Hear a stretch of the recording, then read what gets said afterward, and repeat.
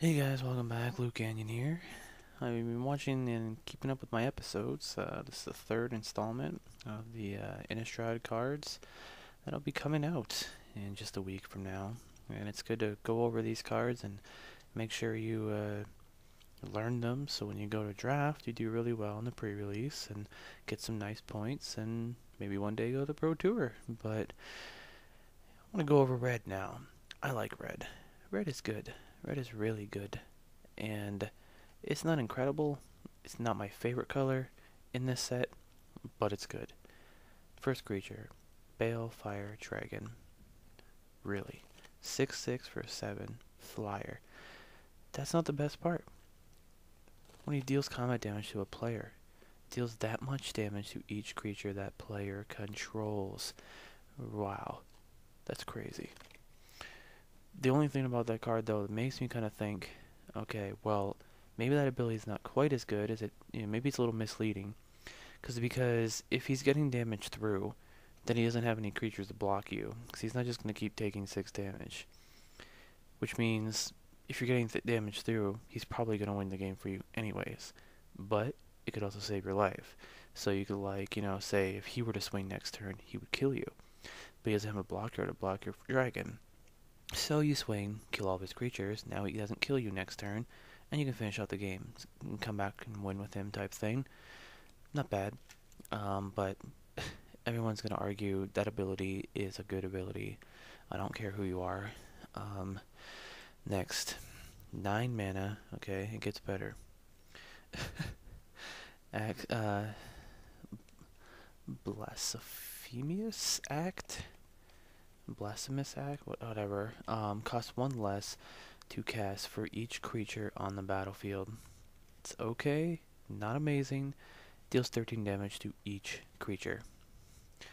So, interesting. You could play this really early and do a lot of damage really early. Drafting is all about having a lot of creatures in play. A lot of people like to overextend, which that means they like to just throw their hand on the board. So say they have 5 creatures and I have 3 creatures, that's 8 creatures. This ability costs 1 to kill all creatures in play. That's best case scenario though. Next card. Instant. Costs 3. Deals 3 damage to target creature or player. Good. Next. Morbid. So now if a creature died this turn, deal 5 damage instead of 3. So let's say you had 2 of these cards, and you hit him for 3, or you hit one of his creatures for 3 and kill one, then you hit him for 5, for 6 mana. You kill the creature and hit him for 5, for 6 mana.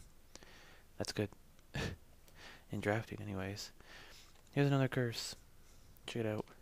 Curse of Stalked Prey. Cost 2. Enchant player.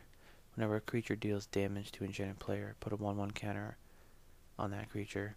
Not bad. You have a bunch of 2/2 flyers. You swing in. He takes them all. They get bigger. Not bad, especially if you get more of these. Not really that likely, but if you do, it's not bad. Enchant player. The beginning of your enchanted player's upkeep, you deal 1 damage to that player. Puts a clock on him. You could throw it on him. It's extra damage. If you get, this is a common.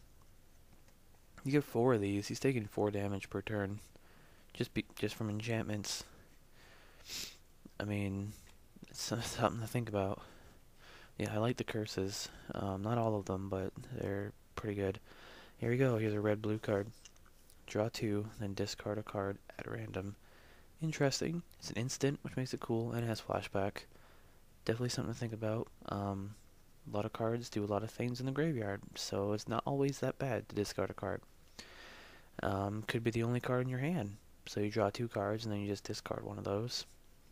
So, not too bad. Devil's Play deals X damage to target creature or player. It's Fireball with flashback. That's good. You just say you hit him for, let's say you pay 9 mana, hit him for 8. The next turn you hit him for 6 with flashback. Or 5? No, 6. So 14 damage in 2 turns from playing 1 spell. So that's good. I would draft this card if I played red. And you could splash this into anything. You could play black-white and splash this card. But the flashback would make it kind of hard and would kind of ruin that, but you could still do it. Um, Next card costs 5 for a 2/2 Flying Haste. I like the picture on this guy. It's pretty cool. Whenever he deals damage to a player, you put 2 1/1 counters on him. He just keeps getting bigger. He's a flyer. He's a little slow, so he's not that great. I know some of you players out there are probably gonna be like, "Well, the card sucks, man. What are you talking about?" You know, obviously, I know some of these cards aren't as good as a lot of the other cards, but they're things to look at. I'm just kind of like filtering the 264 cards that are in the set and down to like 40 or 50 cards that are cards that you should look at for possibly playing. You know, if you get past one of these cards, then you can think twice. Oh, I saw, Luke's video, and, he said this is pretty good for this reason and that reason. Maybe I should go with that, It's up to you. I've helped a lot of people in the past get really good at Magic, so, alright. I'm going to hit to the next cards here. And we have Geist Flame. It's a common, deals 1 damage to target creature player, and it has flashback. It's okay. Not amazing. Pretty good. I mean, doing direct damage is never a bad thing, but having a bunch of these in your deck could hurt your deck, because you take a lot of your creatures out and you just do 1 damage, It takes away a lot of stability in your deck, but it could win you the game too. Depends what kind of deck you're going for, If you're going for kind of like a 50-50, like half creatures, half like just direct damage spells. If you get a lot of direct damage spells, then you want to include this in there. Harvest Pyre 2. The additional cost to cast him, exile X cards from your graveyard. X cards, any cards. Forests, lands, anything. Deals X damage to target creature. It's instant, which makes it interesting. And it could be an extra way to get a little bit of damage in there to finish off a creature or kill a creature or something like that. Say one kind of interesting thing too. Let's say you have a 2/2 versus a 3/3, and you attack me with a 3/3, and then I block, and my guy dies, obviously. Well, your guy is still a 3/1 until end of turn. So before end of turn, I remove that card that you just killed, and then finish off your creature. Interesting thought. Next card, Into the Maw of Hell. Cool name. 6 for a 2/1 card. Destroy land. Into Maw deals 13 damage to target creature. There are a lot of good lands in this set. I'm not saying everyone's going to get a bunch of them, but there are some good lands that do some cool things. You get one of these and it's uncommon, grab it. You don't want too many though, because it's a 2 red cost, and it's kind of expensive. 1 or 2 at the most.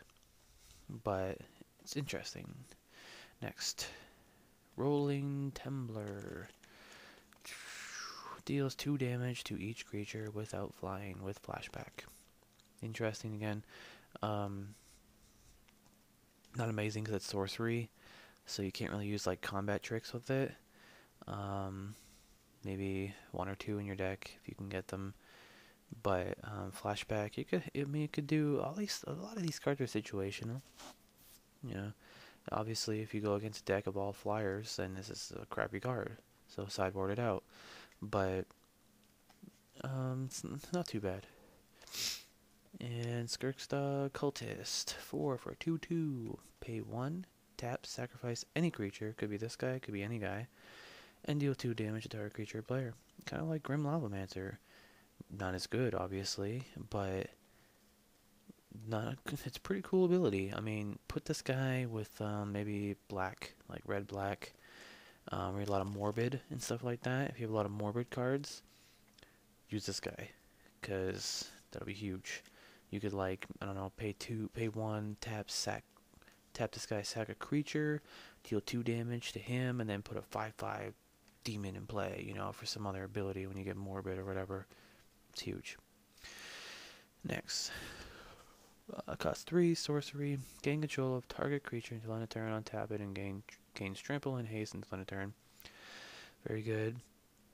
I love cards like these. They technically are removal, you know, because you could grab like a weak creature, and then you could sacrifice it to one of your abilities here, like that guy we just looked at.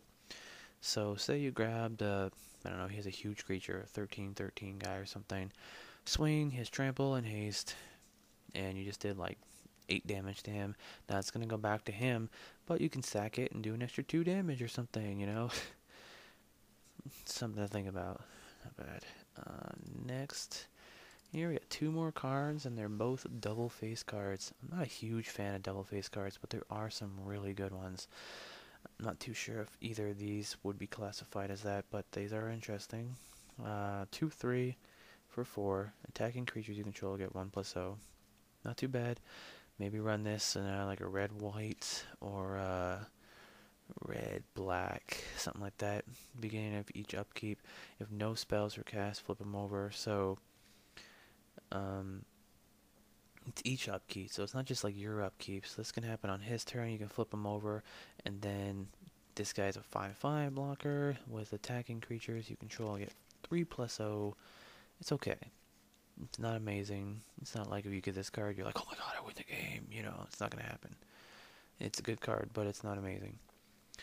Krun Outlaw, 3 for a 2/2, first strike. At the beginning of each upkeep, if no spells are cast, transform him. Then he turns into a 3/3 with double strike, and each werewolf you control can't be blocked by except by 2 or more creatures.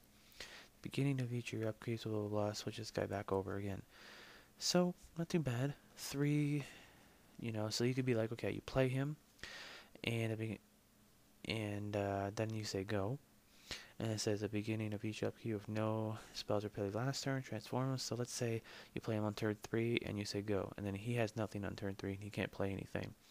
Then it switches over back on your turn to a 3/3 with double strike, swing. You can hit over 6, or say he has 2 or more creatures, then you can hit both of them. You know, it's not too bad. But that was red, guys, and I'm gonna keep going through all these colors here. Only a couple more to go. The lands, saving for last. I really like the lands, and yeah. So I'll talk to you guys next time. Look for the next color to be blue. Blue is really good, and then white after that. All right.